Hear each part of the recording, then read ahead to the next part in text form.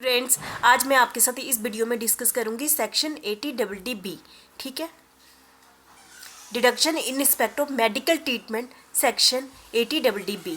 इसमें मैं आपके साथ डिस्कस करूंगी deduction in respect of medical treatment. यदि कोई एसएससी कौन सी डिडक्शन लेता है, मेडिकल ट्रीटमेंट पर पैसे खर्चता है, तो उसको इस एचएसएससी क्या मिल जाती है, डिडक्शन मिल जाती है।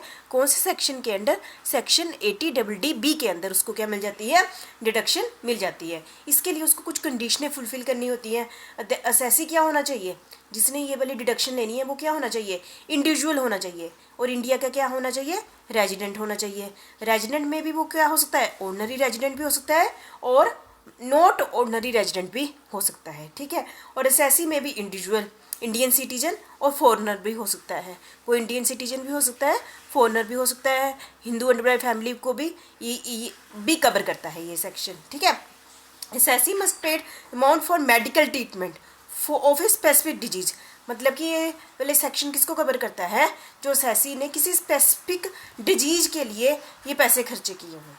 जैसे और एलिमेंट स्पेसिफाइड, मतलब कि जो पिछले वाला हमने किया था ना, उस पर तो कोई पर्सन डिपेंड था। मतलब कि ये क्या था कि एक स्पेशल डिजीज होगी है किसी को, वो बताती हूँ किसको हुई है, तो वो वाली आप डिडक्शन यहाँ पर ले सकते हो। तो उसकी ट्रीटमेंट पर जो खर्चा होता है तो उसकी डिडक्शन आप ले सकते हैं, ठीक है। इसके लिए एसएससी को सर्टिफिकेट डिपॉजिट कराना पड़ता है कि ये वाली डिजीज़ है, ठीक है। जैसे स्पेशलिस्ट से, डॉक्टर से, ठीक है, जो कि गवर्नमेंट हॉस्पिटल में प्रिस्क्राइब किया होगा, ठीक है। तो आप समझ गए होंगे। और in case of individual assessee expenditure of medical treatment must have been incurred on medical treatment of assessee himself. Boy का या तो वो वाली डिजीज़ किसको हुई हो, एसएससी को खुद पर हुई हो, स्पाउस पर हुई हो, पेरेंट्स पर हुई हो, बच्चों पर हुई हो, ब्रदर सिस्टर, मेन है कि वो सारे उस पर क्या हो, डिपेंड हो। ऐसा नहीं है कि कोई किसी पर भी सिस्टर ब्रदर, पर मेन है ब्रदर सिस्टर उस पर क्या हो, डिपेंड हो, और उनको ये स्पेशल वाली डिजीज़ हो गई है और उसकी मेडिकल ट्रीटमेंट पर जो खर्चे करता है तो उसकी डिडक्शन उसको क्या होगी, मिल जाएगी। Behind in case of Hindu family the expenditure of medical treatment must have been incurred on member of the family. तो उसको इसको कवर करता है, मेंबर ऑफ फैमिली को करता है।